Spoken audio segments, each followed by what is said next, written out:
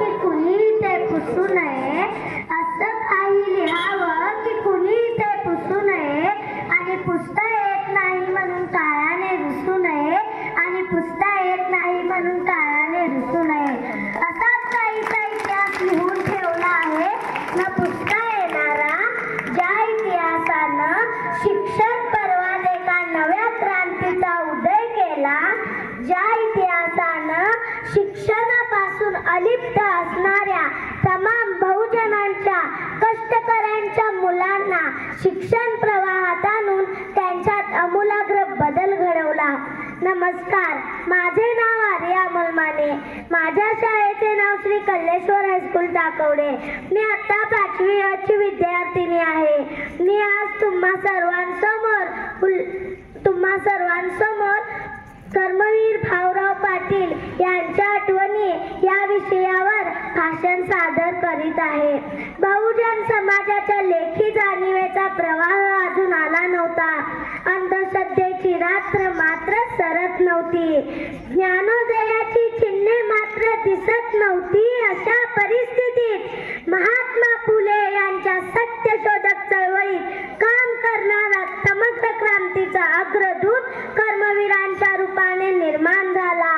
कर्मवीरांचे प्राथमिक शिक्षण हे सांगली जिल्ह्यातील विटा व इतर काही गावांमध्ये झाले. ते लहानपणापासूनच कुस्ती, मल्लखांब व पोहणे या क्रियांमध्ये पटाईत होते. कर्मवीरांना सारा बहुजन समाज यांच्यापर्यंत खऱ्या अर्थाने शिक्षण पोहोचवून त्यांना जागे करायचे काम कर्मवीर भाऊराव पाटील यांनी केले. त्याबद्दलचा हा एक किस्सा आहे. एकदा कर्मवीरांच्या घरी काही पाहुणे जेवायला आले होते. आता गोडधोड जेवण बनवलं होतं. जेवायच्या पंक्ती बसल्या आणि नेहमीचाच आलेल्या पाहुण्यांचा एक प्रश्नच असतो, काय करतं तुमचं पोरगं? बस हाच प्रश्न त्यांनी पायगोंडा पाटील म्हणजेच कर्मवीर भाऊराव पाटील यांच्या वडिलांना विचारला. काय करतात आपले चिरंजीव? त्यावर पायगोंडा पाटील म्हणाले, खूप महत्वाचं काम करतो. पाहुण्यांनाही जरा आश्चर्यच वाटले. त्यांनी विचारले, असं कोणतं महत्वाचं काम करतो? त्यावर पायगोंडा पाटील म्हणाले, काही नाही हो, 2 वेळेचं खातो आणि गावभर हिंडतो. बाजूलाच असलेल्या लक्ष्मीबाईने म्हणजेच कर्मवीर भाऊराव पाटील यांच्या पत्नीने हे शब्द ऐकले व त्यांचे डोळे पाणावले.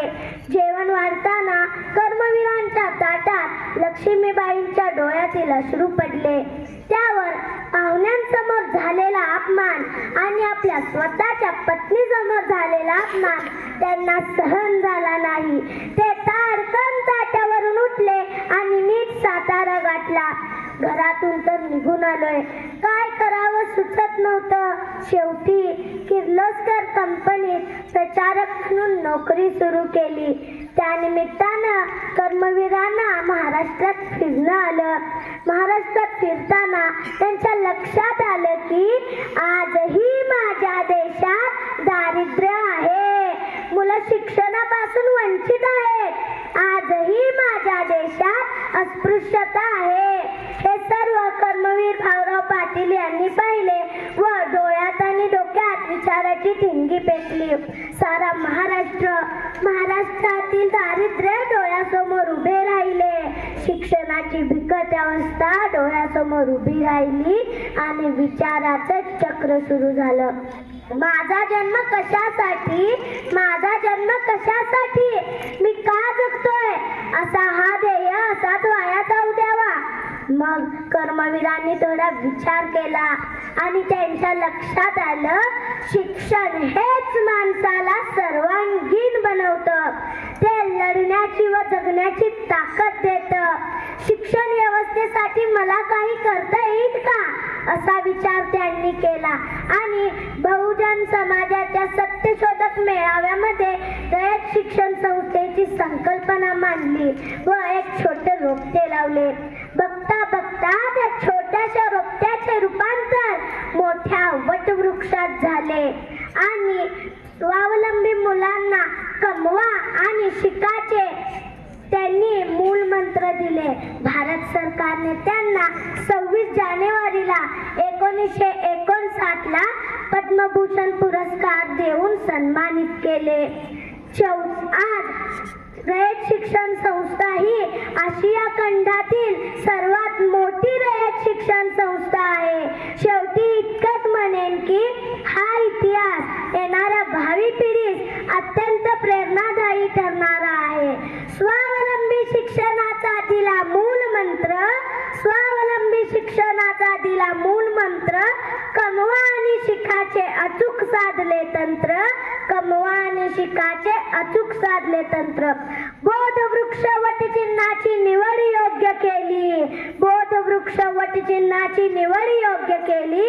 ज्ञानाची ही गंगा घरोघरी पोहोचवली, ज्ञानाची ही गंगा घरोघरी पोहोचवली.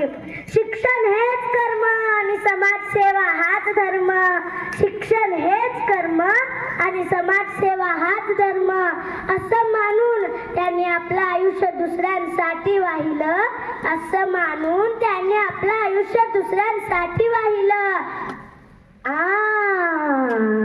असं मानून त्याने आपलं आयुष्य दुसऱ्यांसाठी वाहिलं. एवढे बोलून मी थांबते. जय हिंद, जय महाराष्ट्र.